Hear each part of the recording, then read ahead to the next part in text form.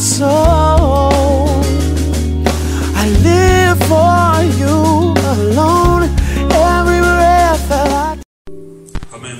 Que Dieu soit loué. Nous allons directement commencer le message. Et je pense qu'à partir de maintenant, nous allons réduire un peu la durée des messages. Que voilà, on puisse libérer l'essentiel et qu'on puisse respecter les délais. C'est vrai qu'ils ont eu 45 minutes, mais on va essayer. Je pense que ça sera un peu difficile de rentrer dedans. Mais par la grâce de Dieu, on va y arriver. Alléluia. Pour cette ouverture de culte, je me demandais au Seigneur, qu'est-ce que tu veux que j'enseigne? Et généralement, j'enseigne en fonction de ce que Dieu m'a dit pendant la semaine. Et je pense que quand Dieu me parle, c'est qu'il parle aussi à quelqu'un. Alléluia. Et ce qu'il m'a demandé de partager aujourd'hui, et qui est vraiment un message assez important pour la période que nous vivons, et où il y a vraiment beaucoup de confusion. Je vous assure, c'est une période de grande confusion, surtout au sein de l'Église. On ne sait plus qui est qui vraiment. On ne sait pas quoi suivre et où aller vraiment. Tout paraît être de Dieu, mais beaucoup ne sont pas du tout de lui, parce qu'il y a beaucoup de confusion. Le titre de ce message aujourd'hui, c'est « À qui ressembles-tu » avec point d'interrogation, bien sûr. À Jésus, avec point d'interrogation. À qui ressembles-tu, point d'interrogation. Et à Jésus, point d'interrogation. Alléluia. Donc, on pose la question à chacun de nous. C'est une question que Dieu m'a posée. Dis, à qui ressembles-tu? À Jésus. Alléluia. Si Dieu te pose cette question aujourd'hui, comment tu répondras? Je pense que pour répondre à cette question, tu dois savoir à quoi ressemble Jésus exactement. Alléluia. Amen. Plus nous avançons dans l'histoire de l'Église, un constat qui devient de plus en plus évident, ce constat, c'est que les chrétiens ressemblent à beaucoup de choses, mais de moins en moins à Jésus-Christ. On voit, quand on dit chrétien, on ne fait pas tout de suite l'image de Jésus-Christ. Alléluia. Or, pourtant, Christ est le moule de base qui a formé les premiers chrétiens. Et ce moule-là, il ne doit pas changer. Il doit continuer à former tous les chrétiens qui vont exister. C'est pas pour cela qu'on nous appelle chrétiens. Ça veut dire que nous sortons de Christ, fait à son image. Alléluia. Amen. Donc de plus en plus, ce moule-là disparaît. Pendant que c'est lui la base, nous devons tout calquer de lui. À qui tu ressembles? À qui tu cherches à ressembler? Et quel est ton modèle de marche, de foi, de vie, de pensée, d'action? Quel est ton modèle d'existence? Quand on pose la question aux gens, ils ont beaucoup d'exemples, mais peu se tournent vers vraiment Christ. L'apôtre Paul n'a pas dit pour rien en 1 Corinthiens 4,16. Je vous en conjure, il nous supplie. Soyez mes imitateurs. En lisant ce verset, on va dire, l'apôtre Paul en train de nous encourager à lui ressembler à lui. Mais non, ce n'est pas ce qu'il dit. Il dit, soyez mes imitateurs. On a l'impression qu'il est en train de nous encourager à lui ressembler. Mais quand on lit un peu plus loin, il redit lui-même l'apôtre Paul, en toujours 1 Corinthiens, cette fois-ci au chapitre 11, 1. Soyez mes imitateurs comme moi je suis, moi-même, comme je le suis moi-même de Christ. En réalité, ce que l'apôtre Paul demandait aux chrétiens de cette époque, ce n'était pas de l'imiter, c'est d'imiter Jésus en lui. C'est d'imiter le Christ qui était en lui-même. Il demandait aux chrétiens d'imiter le Christ qui était en lui. Parce que lui, il était à l'image de Christ. Et il voulait que les chrétiens ne soient pas comme à son image, mais à l'image de Christ. Ou bien soient comme à son image, parce que lui, il est à l'image de Christ. Parce que si eux calquaient sur lui, ils étaient en train directement de calquer sur Jésus. Parce que l'apôtre Paul avait investi sa vie à ressembler à Jésus. Aujourd'hui, les chrétiens prennent tellement de modèles, et malheureusement, des modèles qui justifient être juste comme Abraham, Joseph, Moïse, Salomon, Samson, Daniel, David. On les prend comme des modèles, pendant que ce sont des modèles imparfaits. Ce n'est pas parce que ce sont des héros de la parole de Dieu, héros plutôt de la parole de Dieu, qu'ils sont à calquer. Si c'était si parfait, Jésus n'avait pas lieu d'être. n'avait pas lieu de venir. Pour que nous puissions calquer un modèle, il faut que ce modèle soit parfait. C'est pour ça que notre Père nous dit, soyez parfaits comme votre Père est parfait. Ce n'est pas parce que Abraham a fait des grandes prouesses dans la Bible qu'il est parfait. Abraham est sorti avec la servante de sa femme. Il a fait plein de bêtises. On ne peut pas le calquer. Joseph, d'autres vont dire parce que Joseph était parfait. Non, Joseph, il était vantard. On t'a dit des choses, tais-toi, il parlait trop. Jésus ne parlait pas trop. Il était le roi des rois, mais il ne disait pas aux gens. Mais Joseph était vantard. Sa vantardise qu'il a amené dans l'esclavage. Parce qu'il aimait trop parler. Même s'ils sont dans la parole de Dieu, ce n'est pas à eux que nous devons ressembler. Il y a d'autres qui veulent ressembler à Esther. Des femmes qui veulent ressembler à Esther. Quand tu lis très bien l'histoire d'Esther, ce n'est pas Esther l'héroïne, c'est son oncle. Parce qu'elle-même, elle a failli en tellement de choses. Alléluia. Ce n'est pas à Esther que tu dois ressembler. D'autres c'est Dorcas, d'autres c'est Cécile. D'autres même se donnent les noms bibliques. Pendant que leurs parents leur ont donné un autre nom, ils leur se donnent un autre nom en se disant qu'ils vont ressembler à cette personne. Si plusieurs justifient cette attitude-là en se disant ils sont dans la Bible. Mais non. Ce n'est pas les modèles que Dieu nous a donnés. En aucun cas, l'apôtre Paul a demandé d'être mes imitateurs, comme moi je le suis d'Abraham, de Jacob, de Daniel. Il n'a pas été et il ne veut jamais, il ne sera jamais l'imitateur de ces personnes-là, même si Dieu les a utilisées. Nous sommes des chrétiens, ce Christ reste notre modèle, notre moule en toutes choses. Éphésiens 5:1 nous dit, devenez donc des imitateurs de Dieu, comme des enfants bien-aimés. Devenez donc des imitateurs de Dieu, comme des enfants bien-aimés. Alléluia.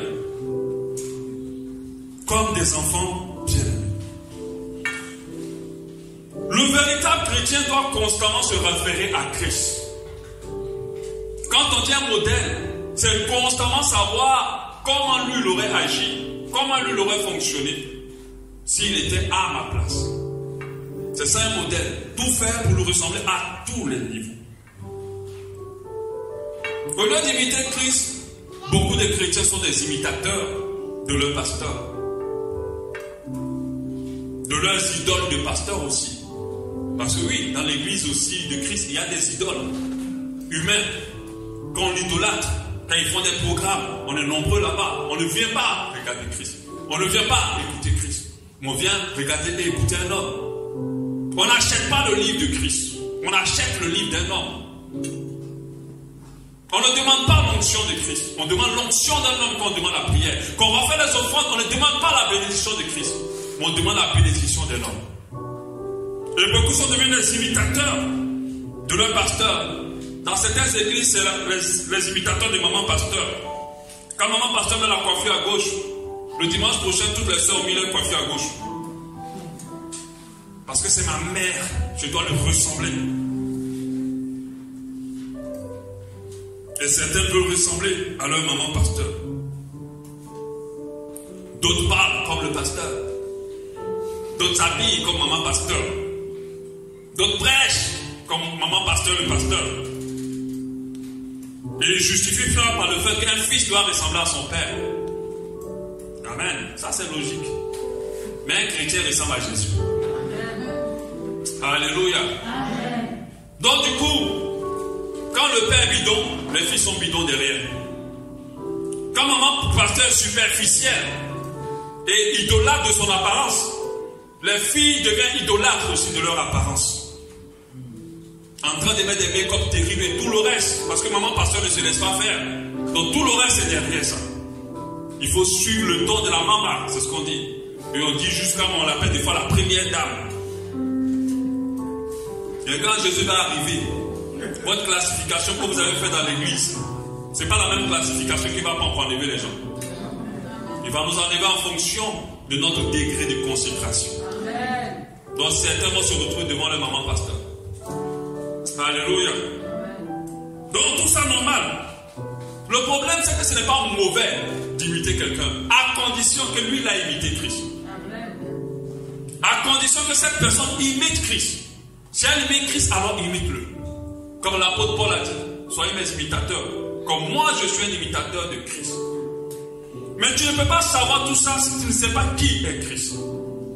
Et qu'est-ce qui fait le caractère, la personnalité de Jésus. Alléluia. C'est pour cela qu'il faut qu'on connaisse Christ. Moi, j'ai pris la Bible un jour, je me dis, mais je suis quel Dieu là? Il faut que je le connaisse. Et je le lis en me concentrant sur tout ce qui définissait Jésus. Et depuis ce jour-là, ma vie a changé. Parce que je sais que certaines choses ne ressemblent pas à Jésus. Et quand même on veut me mettre dedans, je sais que Jésus n'aurait pas accepté ça. Alléluia. Amen. Donc si la personne imite Christ, alors ok, vas-y, imite-la. Mais si elle n'imite pas Christ, ne cherche pas à ressembler à un homme. Cherche à ressembler à Jésus.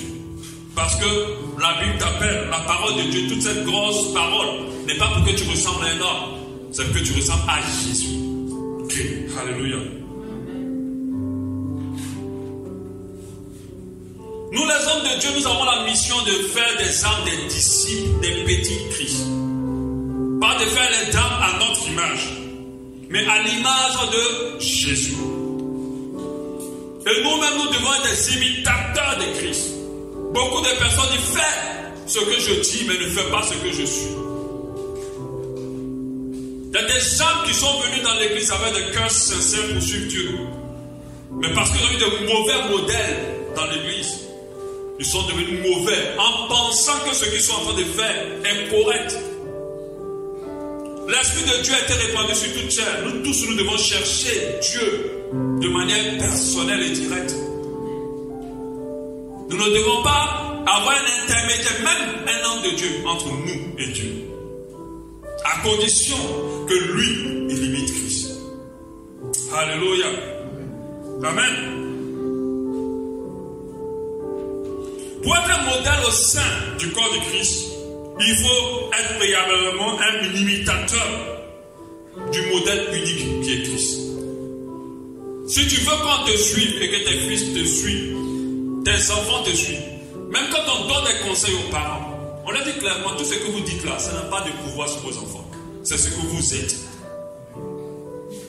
Alléluia.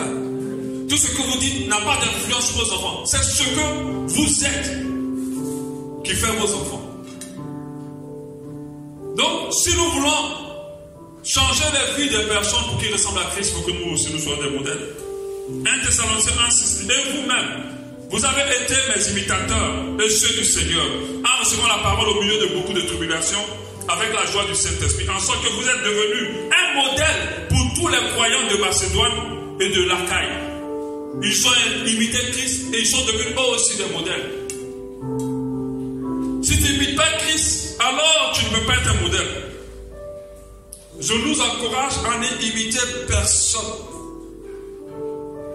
mais à imiter ceux qui imitent Christ, ceux qui ressemblent à Jésus, ceux qui sont façonnés à lui son image, mais pas à leur image.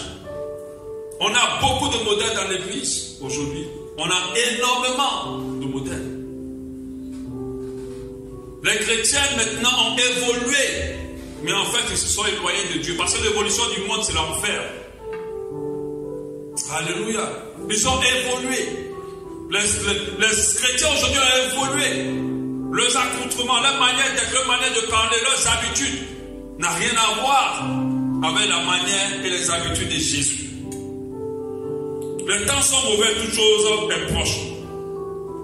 Mais malheureusement, le modèle de Christ est en train de se dissiper au fur et à mesure, de telle sorte que les personnes qui cherchent à ressembler à Christ sont persécutées dans l'église, sont méprisées dans l'église. On les prend pour des personnes dépassées. On les prend pour des personnes qui exagèrent avec la foi. J'entends des sœurs, mais nous tous sommes des chrétiennes. Elle se dit qu'elle est la vraie chrétienne de l'église. Ma soeur, si on te dit ça, c'est que tu es candidate au salut. Tu es sauvé. Parce que quand tu commences à te fondre dans le moule, ma soeur, mon frère, c'est que tu n'es pas avec Christ. Parce que ceux qui sont avec Christ détonnent dans le monde. Ils ne s'harmonisent pas avec le monde. Le monde sent qu'il y a quelque chose que tu as là qui n'est pas comme nous. Même dans l'église.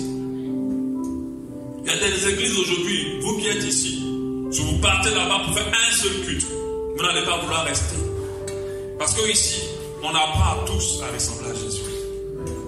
Mais ailleurs, ce n'est pas pour juger, ce n'est pas Christ qu'on retrouve. Alléluia. Les chrétiens ressemblent de moins en moins à Christ. Nous avons des hommes de Dieu qui ressemblent de moins en moins à Christ. Pire encore, qui n'ont rien à voir avec Christ. Je dis à un ami, peu importe la popularité d'un homme de Dieu, s'il ne ressemble pas à Christ, moi je m'en fous de son onction. Parce qu'on confond onction et popularité. C'est pas pareil. Tout le monde peut devenir célèbre. Tout le monde peut devenir célèbre. Mais ce n'est pas tout le monde qui est devenu célèbre qui est avec Dieu, qui a l'onction de Dieu. Alléluia. La célébrité n'est pas seulement pour. On confond la célébrité avec l'onction. On confond la célébrité avec le cachet de Dieu. Et beaucoup sont friands des hommes de Dieu célèbres. Faites attention. Beaucoup d'entre eux, ce n'est même pas pour les juger, c'est une réalité, n'ont rien à voir avec Jésus. Ce n'est pas parce qu'ils ont maintenant des grandes églises et qu'ils en ont déposé partout, dans tout le monde entier, qu'ils sont de Dieu. La Bible nous a dit, vous les reconnaîtrez au travers de leurs fruits. Il faut bien observer et savoir qu'est-ce qu'ils dégagent. Quand tu as l'Esprit de Dieu, tu arrives à discerner Jésus en quelqu'un. Alléluia. Nous avons des femmes de pasteurs qui ressemblent de moins en moins à Christ. Ce sont maintenant des stars, des fashion women. Oui, ça n'a rien à voir. De top modèles qui portent des habits chers, des coiffures très chères. Mais ça fait mal. Quand ces personnes sont comme ça, et dans leurs assemblées, les gens n'arrivent pas à manger, à boire. Ça fait mal. Ça frustre. Aujourd'hui au Gabon, on est brimé de la sorte à cause de ces choses-là. On ne voit que les églises comme des églises qui ne font que dépouiller le peuple de Dieu. Mais est-ce qu'ils ont tort? Non. Ils n'ont pas tort. C'est une réalité. Parce que Jésus, il n'était pas comme ça. Alléluia. Romains 13, 11 nous dit, cela importe d'autant plus que vous savez. Romains 13, 11. En quel temps nous sommes? C'est l'heure de vous réveiller enfin du sommeil, car maintenant le salut est plus près que de nous que lorsque nous avons cru. 12. La nuit est avancée, le jour approche. Dépouillons-nous donc des yeux des ténèbres et revêtons les armes de la lumière. Marchons honnêtement comme en plein jour, loin des excès de l'ivrognerie, de la luxure, de l'impudicité, des grès, de la jalousie. Et il dit ce qu'il dit à la verset 14. Revêtez-vous du Seigneur Jésus. Revêtez-vous du Seigneur Jésus. Revêtez-vous du Seigneur Jésus. N'ayez pas soin de la chair pour en satisfaire ses convoitises. C'est pas pour rien qu'il a mis, n'ayez pas soin de la chair pour en satisfaire ses convoitises. Parce que l'un des premiers critères qui fait que quelqu'un ne sent pas à Christ, c'est qu'il a soin de la chair pour en satisfaire ses convoitises. Vous sentez des personnes charnelles qui aiment le monde. Alléluia. Qui prennent plus de temps à se préparer, plus de moyens à investir dans les choses qui prennent soin de leur chair que de leur esprit. Alléluia.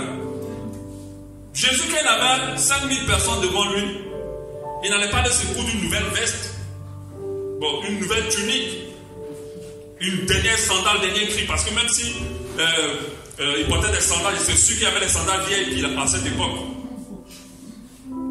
Mais chez nous ici, dès que tu dois faire même chanter un peu, un petit concert, un petit programme, il faut que tu ailles rentrer dans les fins fonds de vider toute ta caisse pour que tu dois briller,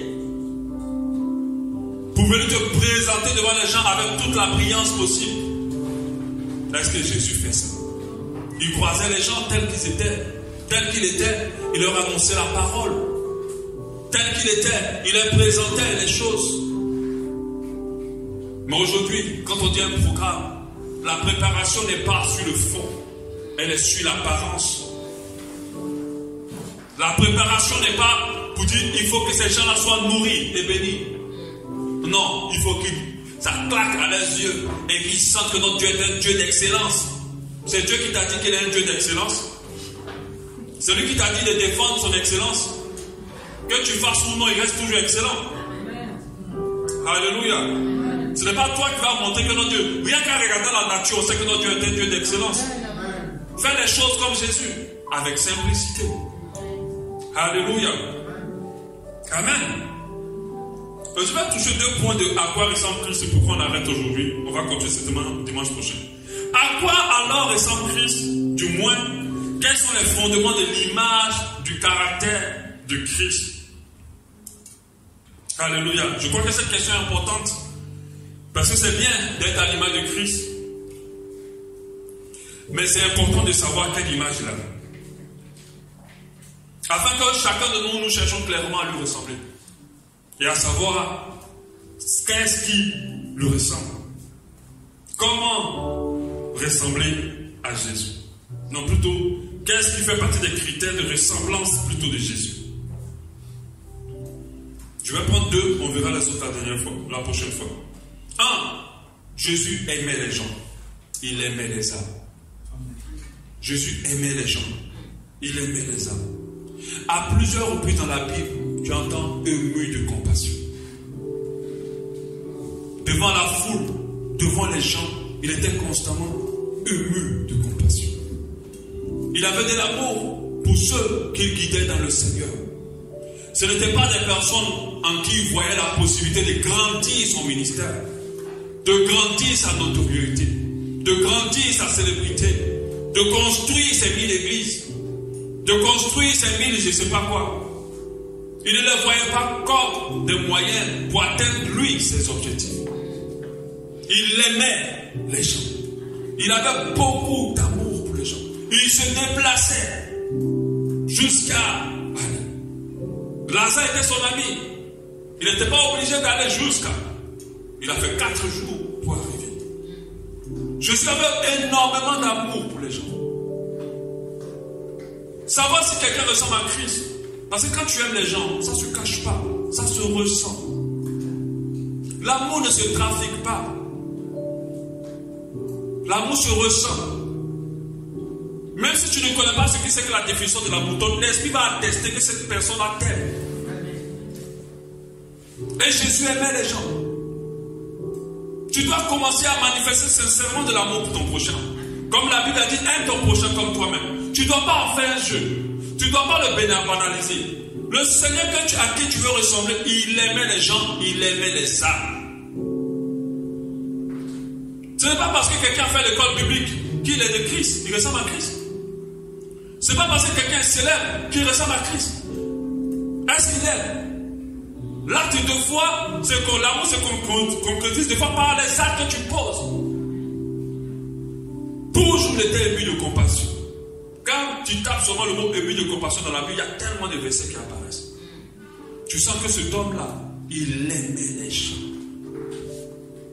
Il ne voulait le mal de personne. Il était prêt à beaucoup pour tous. Il supportait les gens. Quand on lit 1 Corinthiens 13, l'amour supporte. Il aimait les gens.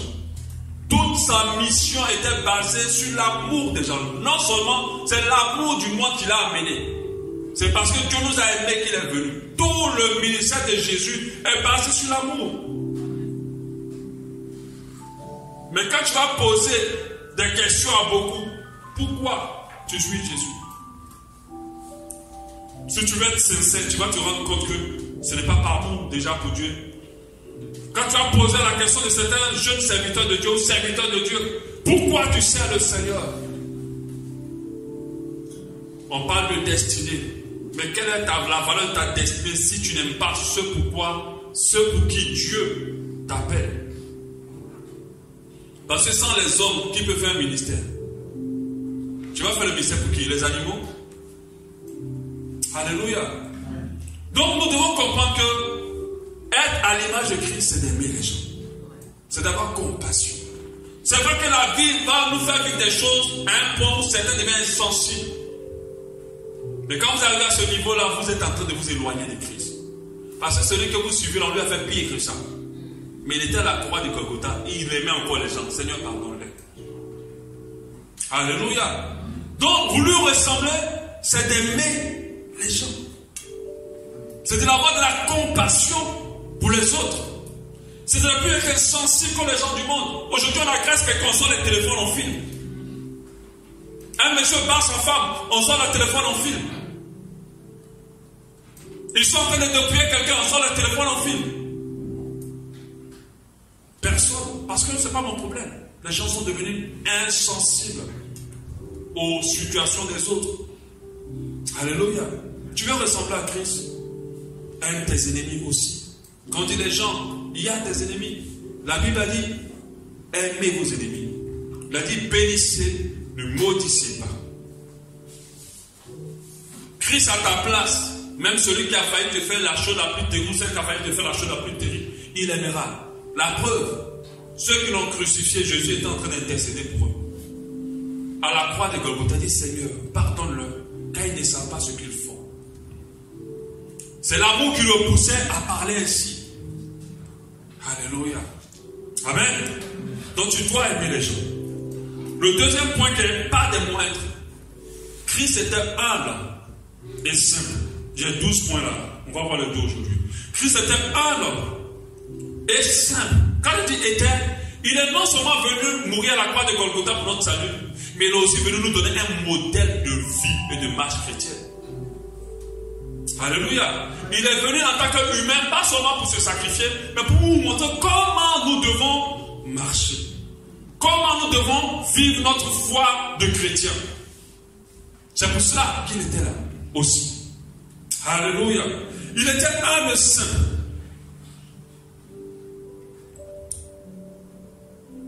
Son humilité était tellement palpable. Et sa simplicité était tellement palpable que même quand les gens lui demandaient s'il était le fils de Dieu, il ne disait même pas. Mais aujourd'hui, nos hommes de Dieu sont frustrés. Parce qu'au lieu de dire archibishop, tu as dit pasteur. Tu dis quoi? Tu ne respectes pas mon onction? Mais quelle onction? On va foutre quoi avec le respect de ton onction? La Bible dit nous devons aspirer à la charge et non pas au titre. C'est ce que tu fais pour Dieu qui doit t'intéresser. Ce n'est pas pour le titre que tu as. Parce que tu t'es trompé. Même quand tu es venu seulement, tu as dit, s'il s'appelle Jean Ngoma. Tu es venu, et puis c'est révérend Jean Ngoma. Tu es venu, Jean Ngoma, comment tu vas? Maman pasteur va sauter sur toi en même temps. Te frapper, tu as méprisé son mari. Et puis quoi encore? Ce n'est pas à nous de réclamer l'honneur. Christ n'a jamais réclamé le fait qu'on doit l'honorer. Il n'a jamais revendiqué son titre là. Il n'y a pas ça ici sur cette terre. Le Fils de Dieu, le roi des rois, celui qui a créé la terre et tout ce qui contient. Qui a ce titre là sur cette terre? Mais c'était l'un d'entre nous. Mais non. Il allait faire la pluie et le bon temps sur la terre. Juste à cause des petites miettes, des petites célébrités, certains se sentent surhumains. Et quand ils ont des maladies comme le cancer et tout ça là, ils vont voyager pour qu'ils soient en retraite. Parce qu'ils se sont tellement fait Dieu qu'ils n'ont pas réalisé que tout terre peut les toucher. Alléluia. Oh, le pasteur en retraite. Oh, maman pasteur en retraite. Elle se cache pour aller faire les petites opérations parce qu'elle ne peut pas dire qu'elle a été touchée tellement elle s'est fait déesse dans l'église. Alléluia. Nous sommes des instruments. Nous ne sommes pas Dieu, nous ne pouvons jamais l'être. Ce n'est pas parce que je prêche la parole que des choses ne peuvent pas m'arriver. Ce n'est pas parce que Dieu m'utilise pour la guérison des gens que moi aussi je ne peux pas être atteint. Les apôtres ont été décapités. Je ne vois pas des hommes de Dieu qui atteignent la dimension de la miracle qu'ils ont fait. Où était la puissance quand on les décapitait? Parce qu'ils sont simplement des humains. Jésus, avec toute la puissance qu'il avait, a été décapité, a été tué à la croix. Alléluia. Il faut, ce n'est pas parce qu'il y a la célébrité qu'il faut commencer à se sentir différent. Quand on est enfant de Dieu, on doit être humble et simple. Humble et simple. Je suis tellement humble et simple, il partait sa sauce à côté des gens de mauvaise vie. Mais aujourd'hui, vous savez que nous, ici à Bachalon, il y a des gens qu'on ne peut pas inviter. Pas parce qu'on a un problème avec eux. Parce que la liste qu'ils vont nous envoyer pour dire que quand je viens là, voilà tout ce que tu dois gérer là. Nous, on va dire pas, on reste. On va continuer nos messages ici. On va aller au ciel quand même. Alléluia. Devant des gens qui invitent des hommes de Dieu, c'est comme s'ils ne viennent pas là. On va pas aller au ciel. Ils ont des fiches techniques. Quand tu les invites, ils t'envoient ça. Première classe d'avion. D'autres même, je viens avec mon staff. Tu dois payer les billets et les loger tous. Moi, je ne vis pas dans un hôtel moins de 5 étoiles. Il faut mettre les 5 étoiles. Moi, je ne mange pas la nourriture partout. Je viens avec mon cuisinier ou bien je fais ci, je fais ça. Est-ce que Jésus, entre vous et moi, si moi je dis à Jésus, pardon, viens à Bachalon, Jésus va me dire ça? Il ne peut pas. Il sera content. Quelqu'un m'a dit une fois que c'est un ami pasteur qui me disait ça. Il me dit, oh non, il y a un gars qui a invité un homme de Dieu. Et il a méprisé l'homme de Dieu. Il a pris l'homme de Dieu, il allait mettre dans la chambre de sa fille. Pour dormir. Ah, ça ne te fait rien. Je sais que toi, tu ne pourras jamais faire ça. Parce que vous êtes tellement, vous prenez les gens en surmain. Tu dis, ah, je dis, si c'est mon Jésus, il va sortir avec une guitare, il va chanter avec la petite. Il va jouer avec la petite. Ou bien, il va prêcher. Il sera content. Il sera content d'être en famille parce que lui, il aime les occasions où il parle aux gens de son royaume. Amen. L'homme de Dieu est sorti de là, il n'est plus jamais revenu. Quand on l'invite le prochain, il ne m'a pas honoré. Mais depuis quand nous demandons l'honneur nous-mêmes? Jésus n'a jamais demandé qu'on l'honore. Il ne recherchait même pas l'honneur des gens. Il savait qui il était. Ce sont des frustrés qui cherchent toujours l'honneur des gens. Ils ont toujours besoin qu'on les glorifie pour se sentir grand. Quand tu es grand, tu n'as pas besoin que quelqu'un te le dise. Ou bien, même je suis en train de prêcher autre chose. Ils s'assiedent tellement les gens de mauvaise vie qu'on a commencé à les juger. Mais toi, tu es sûr que tu es un roi. Comment tu peux t'asseoir là? Il est sûr qu'il est un grand homme de Dieu. Il y a des églises là où il y a des hommes de Dieu qui ne mettront jamais pied. Parce que ça n'est pas à leur dimension. Mais le ciel aussi ne sera pas à leur dimension. C'est l'enfer qui sera à leur dimension. Alléluia. Mon Jésus était simple. Peu importe ce que Dieu fait en toi, tu es juste la chair et le sang. Il n'y a pas plus. Ta maman n'a pas été mieux pour t'accoucher. On a été couchés tous pareils. Alléluia. Tu n'es pas descendu du ciel et ta maman était enceinte, elle était vierge. Alléluia. Donc ne te sens pas différent des gens. Jésus ne l'était pas. Malgré qu'il avait toute la puissance du royaume en lui. Malgré qu'il avait toute la sagesse infiniment grande et infiniment variée en lui. Malgré qu'il avait tout le pouvoir en lui. Il parlait. Quelqu'un qui maudit une plante, que la plante se dessèche. Tu peux le provoquer. Quel homme de Dieu qui a fait ça ici? C'est pas aller faire des trucs chimiques que vous ne connaissez pas là. Vous êtes là, vos téléphones, on voit 1 200 000 euros. Oh, l'homme de Dieu est puissant, mon frère. Est-ce que vous connaissez la technologie? S'il allait travailler avec une maison de technologie. Moi, j'ai fait télécom à l'école, en tant qu'ingénieur. Ils peuvent te dire quels sont les numéros dans une zone. Vous ne connaissez pas. Oh, on tombe. Oh, gloire à Dieu, il est puissant, il est puissant. Alléluia. Il y a beaucoup de sketchs dans la maison de Dieu. Alléluia. Il y a beaucoup de cinéma. On va donner des Oscars à certaines personnes. Je suis allé jusqu'à laver les tillés de cette ici. Jusqu'à laver. J'arrive même, certains quand ils arrivent quelque part, on leur donne seulement un gobelet en plastique. Elle ne m'a pas bien reçu. On parle nourrir l'homme de Dieu. Ça, gobelet en plastique ne te fait pas boire de l'eau. Est-ce que Jésus serait plein? Si la personne a voulu te mépriser, ça dépend d'elle. Mais ce n'est pas à toi de revendiquer, d'être honoré. Alléluia. Amen. Si la personne a voulu te rabaisser, sache que Dieu te relèvera. Mais ne parle pas, ne te défends pas toi-même. Ne te frustre pas, reviens encore. Amen. Parce que ce n'est pas partout qu'on te recevra bien. C'est lorsque la personne rejette ton Jésus. Là, il y a un problème. Amen. Donc, il faut que tu sois un. Il faut que tu sois simple. Parce que le Jésus que tu sais, il était humble simple. Dans tout ça, certains hommes de Dieu disent, oh, sa tenue était cousue seulement sans fil. Ah! Donc nous aussi, nous devons nous habiller d'une manière extraordinaire. Parce que la tenue de Jésus, ce n'était pas une petite tenue, hein. C'était la roche des tuniques à cette époque. C'est n'importe quoi. N'importe quoi. La Bible n'est pas rentrée dans ce genre de définition. Tellement il était simple que les gens venaient nous poser la question. Est-ce que tu es Jésus le Fils? Et quelqu'un a dit que Judas a dû donner un baiser.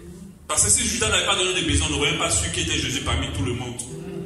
Mais il y a des églises, quand tu rentres, tu sais qui est le pasteur. Le grand trône avec l'arrière, avec maman pasteur à côté, avec le rouge à lèvres qui brille à des kilomètres. Tu sais tout de suite qu'ils sont maman pasteur. Parce qu'ils sont à côté, avec un grand trône. Mais quand ils sont venus prendre Jésus, ils ne pouvaient pas le retrouver. Parce qu'il ressemblait aux autres. Alléluia. J'ai envie de dire beaucoup, mais on va laisser. Il ne faut pas qu'on vienne nous attraper. C'est ça que vous avez mis de nos sujets. Alléluia. Amen. On va prier par rapport à ça. Te ressembler, Jésus. On va dire à Jésus, je veux te ressembler. Alléluia. Parle à ton Dieu.